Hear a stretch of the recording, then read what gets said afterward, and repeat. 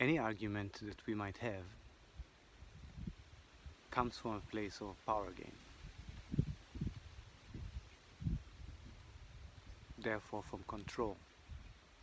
The basis of an argument is a control issue. And any argument that we might have comes from a place of separation. But it actually brings us together. I recently had an argument without even knowing that I'm in an argument. I was sitting with a friend, an elderly man, around 70 years old, a very strong believer in Christianity, especially in the character of Jesus Christ. So naturally the argument was about religion. It's not the first time that I'm speaking with him about this. It's not the first time that he brings out or brings up his fiery way of belief. And that's intoxicating. That can reach out very deep.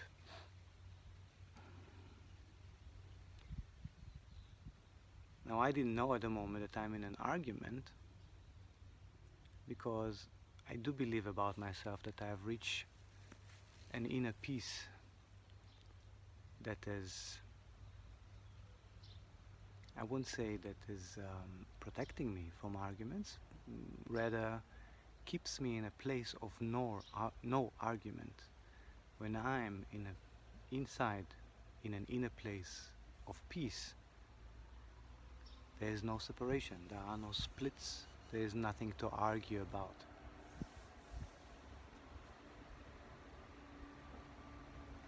In my experience, my long life, probably long lives experience,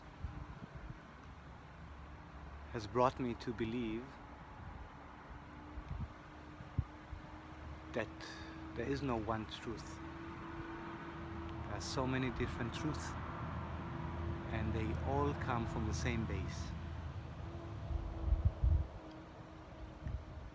That's why I wasn't at the moment in a place of argument with him. However, he's persistent about trying to convince me of something that I already knew that I wasn't in an argument with, just because I am not willing to say the words that he is. That triggered me.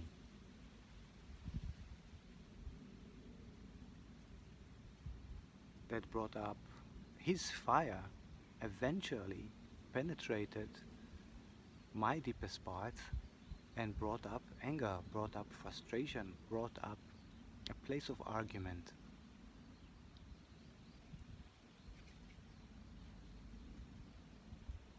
And that resulted in me saying to him, to some things, to some of the things of his arguments, to some of the things that he brought up, I kept on saying no.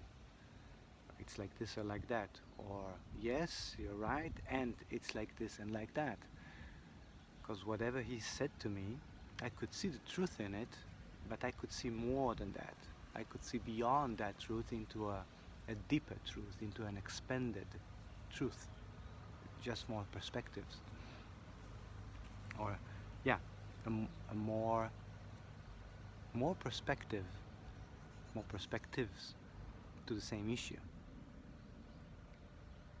But then he continued, and his continuation and my patience allowed me to see beyond my point of frustration and beyond the point of me trying to show him that there's more to what he says.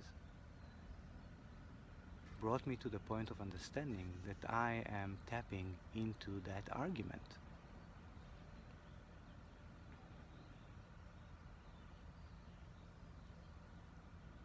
Dog's sight is black and white. And I'm sorry that it just comes to me now, um, to give an example about dogs,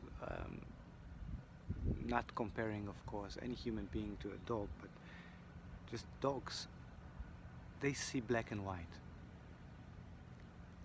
So trying to explain a color to a dog would be pointless. His physicality, his perception, his awareness at that point are not allowing him to understand that. And that's what I understood at that moment, that I am trying to explain something that is unexplainable to the person in front of me, because he is not in a place that he is capable of seeing it at that moment.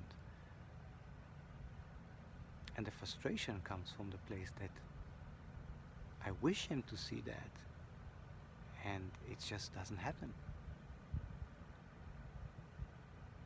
So that having that conversation with him really helped me a lot to see where I am, at what point am I tapping into the argument that he is constantly offering me. And that's where I understood what inner peace really means. And I just stopped in the middle of the argument. We were already 2 hours speaking about the more or less the same subject. And I just stopped and I tapped back into myself and I took a deep breath. And all of this, what I've explained right now, showed itself to me in such a beautiful way. I could see how it developed, how it opened up, how the experience came to that point. And I was grateful. I was grateful for that moment, and I was grateful to him for helping me reach that moment, or taking part in it. And that's why I understood how agreement brings people together.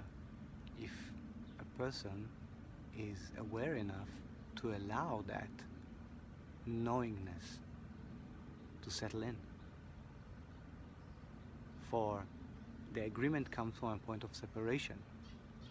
I am in one mind, the other person, the counterpart, has a different mind, and we believe that these are either the opposite or just too far away from each other, which might be true to this duality, but in the base of this duality and in the base of every experience and in the base of every argument is the same root. For we are on this planet together. We are from the same material. Even our thoughts, our mind is connected through mass consciousness cloud. Our words are connected, for we speak the same language.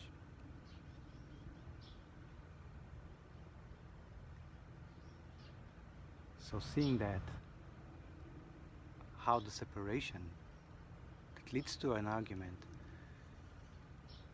can bring me to a point of peace, and peace actually means togetherness, or no split, no separation. In Hebrew, the word peace means shalom, and it comes from the word shalem, which means whole. If I'm in a place of whole, I don't feel the separation. So I acknowledged that at that moment, and I allowed myself to show that to my protagonist, and I told him, look, you are in a point of argument. You continue arguing with me, whereas I'm stopping the argument and I'm agreeing with everything that you say. And he kept on bringing things from the Bible, reading me out of the Bible, and I allowed myself a deeper knowingness. And everything that he read to me, I could understand what he means. And I agreed with him. And I wasn't rushing to tell him that there is more. To tell him, oh, but this means this and that. I was agreeing with him until he settled down, until his fire relaxed a bit, and he allowed himself to listen. And when I felt that point, that he is ready to listen, that he is in a place of listening, of receiving, then I provided my knowingness and my knowledge. And I allowed it to be. I knew that it's hard for him to understand, definitely to agree with, to accept. And it was fine with me. For I am in a place of shalem, of whole, of peace.